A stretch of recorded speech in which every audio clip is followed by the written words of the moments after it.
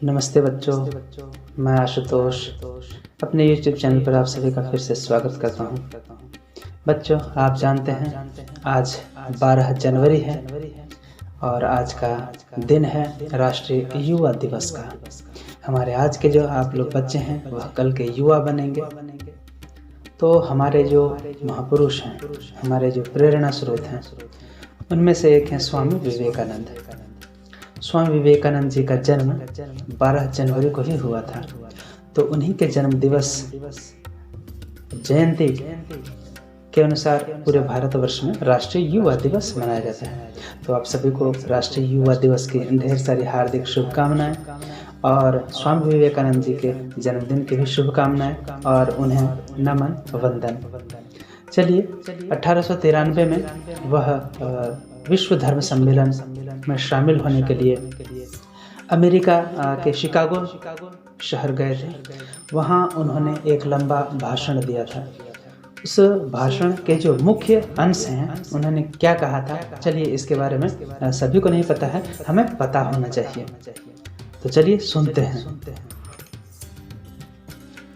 अमेरिकी भाइयों और बहनों,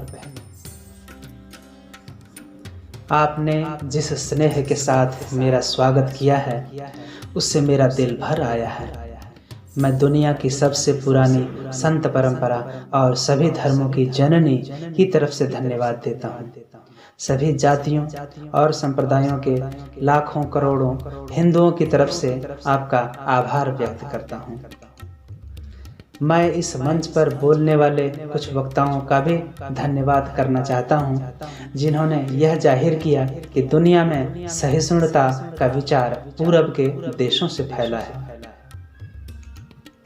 मुझे गर्व है कि मैं उस धर्म से हूं जिसने दुनिया को सहिष्णुता और सार्वभौमिक संस्कृति का पाठ पढ़ाया है। हम सिर्फ सार्वभौमिक सहिष्णुता पर ही विश्वास नहीं करते, बल्कि हम सभी धर्मों को सच के रूप में स्वीकार भी करते हैं। मुझे गर्व है कि मैं उस देश से हूँ जिसने सभी धर्मों और सभी देशों के सताए गए लोगों को अपने यहाँ शरण दी। मुझे गर्व है कि हमने अपने दिल में इज़राइल की वो पवित्र यादें संजो कर रखी हैं जिनमें उनके धर्म स्थलों को रोमन हमलावरों ने तहस नहस कर दिया था और फिर उन्होंने दक्षिण भारत में शरण ली। मुझे गर्व है कि मैं एक ऐसे धर्म से हूँ जिसने पारसी धर्म के लोगों को शरण दी और लगातार अब भी उनकी मदद कर रहा है। मैं इस मौके पर वह श्लोक सुनाना चाहता हूँ जो मैंने बचपन से याद किया और जिसे रोज करोड़ों लोग दोहराते हैं। जिस तरह अलग अलग जगहों से निकली नदियाँ अलग अलग रास्तों से होकर आखिरकार समुद्र से मिल जाती हैं, ठीक उसी तरह मनुष्य अपनी इच्छा से अलग अलग रास्ते चुनता है। ये रास्ते देखने में भले ही अलग अलग लगते हों, लेकिन ये सब ईश्वर तक ही जाते हैं।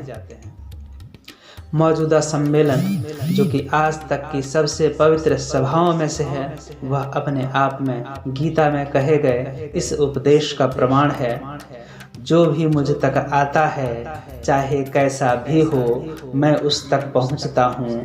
लोग अलग अलग रास्ते चुनते हैं, परेशानियां झेलते हैं, लेकिन आखिर में मुझ तक पहुंचते हैं।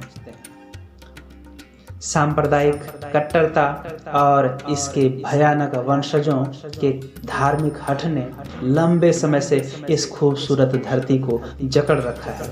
उन्होंने इस धरती को हिंसा से भर दिया है और कितनी ही बार यह धरती खून से लाल हो चुकी है। न जाने कितनी सभ्यताएं तबाह हो गईं और कितने देश मिटा दिए गए। यदि ये खौफनाक राक्षस नहीं होते तो मानव समाज कहीं ज़्यादा बेहतर होता जितना कि अभी है, लेकिन उनका वक्त अब पूरा हो चुका है। मुझे उम्मीद है इस सम्मेलन का बिगुल सभी तरह की कट्टरता, हठधर्मिता और दुखों का विनाश करने वाला होगा, चाहे वह तलवार से हो या फिर कलम से। तो ठीक है बच्चों, आज के लिए इतना ही। मिलते हैं अगले वीडियो में स्वामी विवेकानंद के कुछ नए विचार, कुछ नई कहानी के साथ। तब तक के लिए आप सभी का हार्दिक धन्यवाद।